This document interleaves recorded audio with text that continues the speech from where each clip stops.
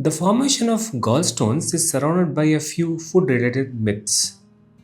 If you eat too many seeds, they'll turn into stones in your gallbladder, as if your digestive tract was a botanical garden with a grudge. Another one, gallstones are just undigested chunks of greasy food that fossilize inside you. This makes the gallbladder sound less like an organ and more like a kitchen crime scene. But let me set the record straight. The stones in your gallbladder or kidneys don't come from food chunks, no matter how guilty your last meal makes you feel. It's all basic chemistry.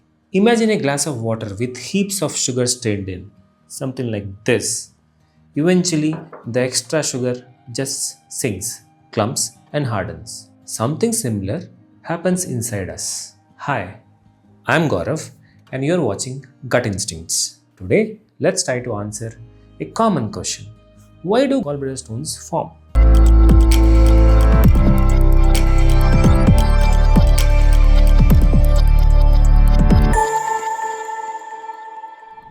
The mystery of gallbladder stones is as old as mummies.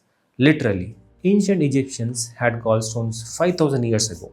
History has been full of wild ideas about these stones. Gallstones are caused by excessive anger. Apparently, yellow bile in humoral theory equals rage and ambition. That's a lot of moods for just one organ. Gallstones are a sign of wealth. Why? They said it's because rich food associated with these patients. Gallstones are a punishment for dietary sins. Sure, diet matters for some illnesses, no doubt about that.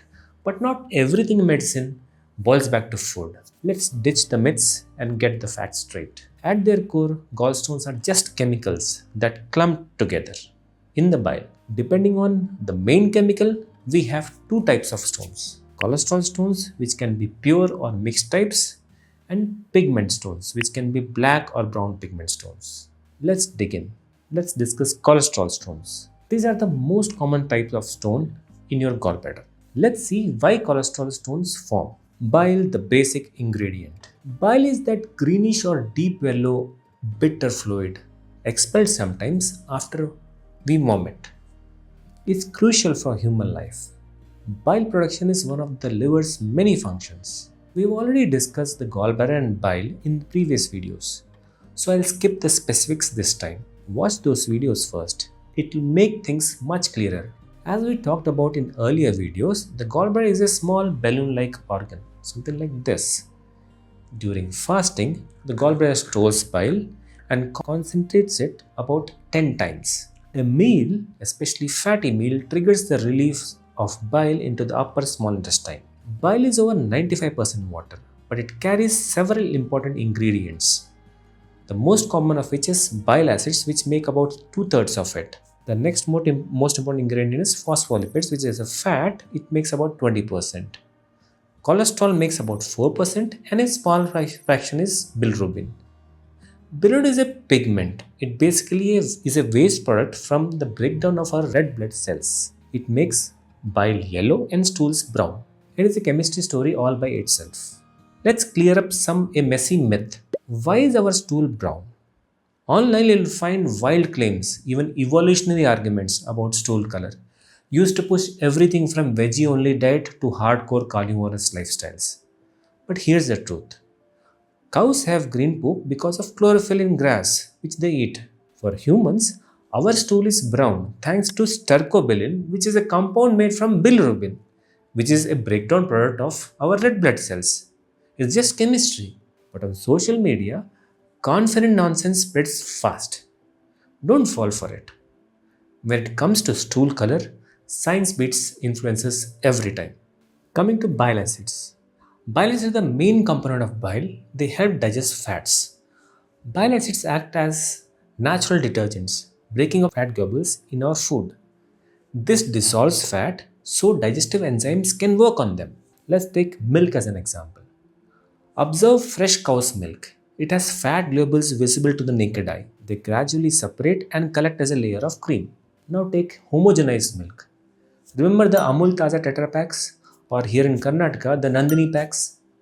Homogenized milk is just regular milk that's been processed so that fat doesn't separate. By forcing milk through high pressure nozzles, homogenization breaks up fat globules into very small drops, preventing separation and creating a uniform texture. This makes it last longer and is probably easier to digest. Bile acids handle fatty food similarly, breaking down the fat and mixing it with watery intestinal juices, which helps the gut enzymes work on them. As we discussed earlier, cholesterol accounts for about 4% of solutes in bile. It's hard to dissolve cholesterol in bile because bile is mostly water and cholesterol hates water.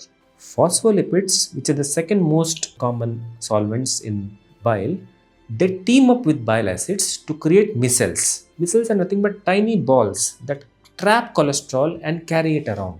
These micelles help dissolve cholesterol so that it doesn't clump up within the bile. Getting the right balance of these three lipids, which is bile acids, phospholipids, and cholesterol in bile, is crucial for cholesterol solubility. But play with the balance and things get sticky. If there's too much cholesterol and not enough bile acids and phospholipids, cholesterol starts to crystallize. Let's make this simple.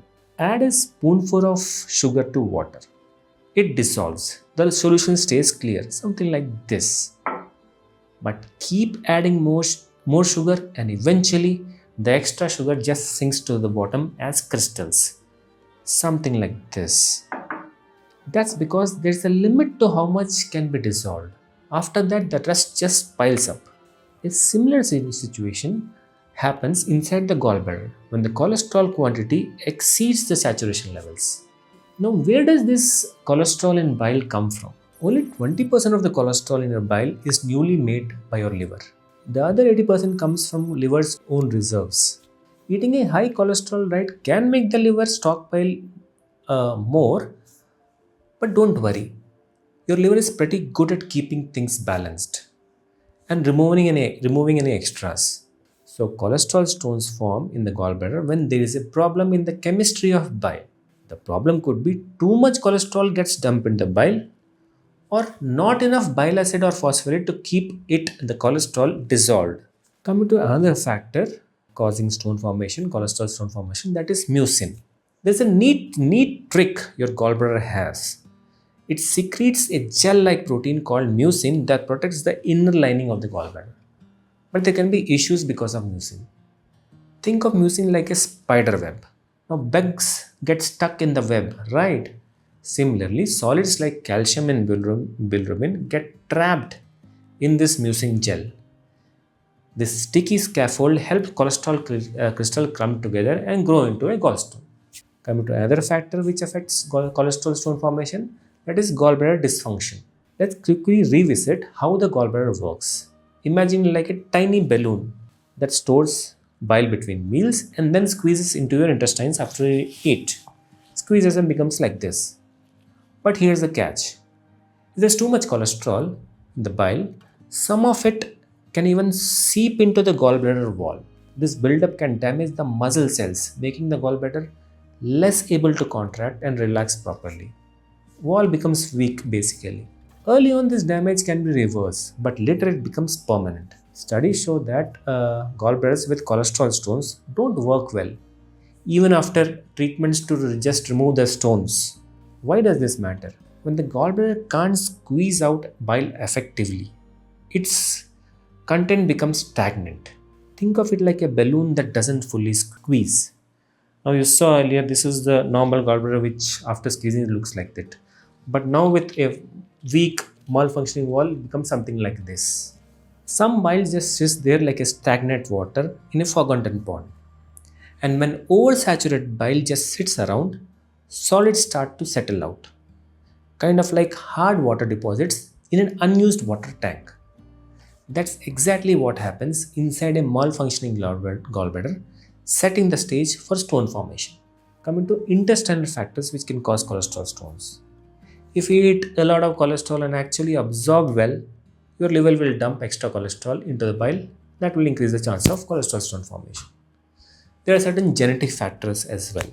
Some folks, especially certain Native American tribes, are genetically more likely to get gallstones. Even first degree relatives of people with gallstones are also at higher risk. Now let's talk about pigment stones. There are two types of pigment stones as we discussed before, black and brown. These stones are mainly made of bilirubin, calcium and mucin proteins. Here's the science in a nutshell. Bilirubin is a pigment left over when old red blood cells break down. It doesn't dissolve well in water, so liver enzymes usually add chemicals to help mix it with bile and then flush it out so that it's eventually excreted. But sometimes bilirubin can build up too much or stay insoluble in bile, causing it to clump and sediment and form stones. There are mainly two types of pigment stones, black and brown. Coming to black stones, these show up in patients with chronic hemolytic anemias, where red blood cells break down too fast. Think of diseases like thalassemia or sickle cell anemia. The overload of bilirubin saturates the bile, leading to stones.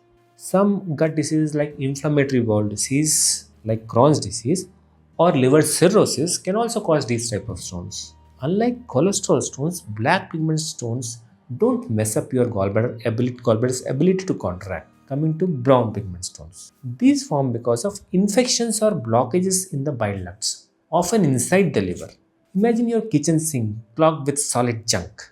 That's basically what happens when bile flow gets blocked. Bacteria like E. coli produce enzymes that cause bile chemicals, which are normally dissolved within bile, they clump, forming stones. In Asia, parasitic worms like liver flukes or roundworms often trigger these brown stones. These are mostly made of bilirubin and calcium, but can also have cholesterol, fatty acids, mucin, bile acids, phospholipids, and bacteria mixed in. It's a large cocktail. Brownstones are usually muddy, soft, and fragile, just like that sticky mess behind a clogged drain. Alright, let's wrap this up. When the chemicals in bile gets too concentrated or just won't dissolve properly, stone starts to form in the bile. Simple chemistry. No rocket science needed. Now add blockages downstream, like clogged pipes in your kitchen sink, and bile flow slows down. Simple fluid mechanics in physics. Mix in infections, and you will have all the ingredients for gallstones. So gallstones are basically just the result of chemistry and physics gone wrong. People love to chat about what foods, sins, or habits cause their gallstones. Sometimes the stories get pretty weird. I remember when I was a kid, my aunt had her gallbladder removed, and her single gallstone looked like Lord Ganesha to her. She considered it a divine blessing sent straight from God. Meanwhile, I was just puzzled by this holy gift and quietly prayed to God to keep such blessings away. Here on this channel, my mission is simple: to explain medical facts in plain language, help you share trustworthy info, and bust myths that just won't go away. Thank you for watching Gut Instincts. Let's keep the conversation honest and facts clear. Bye.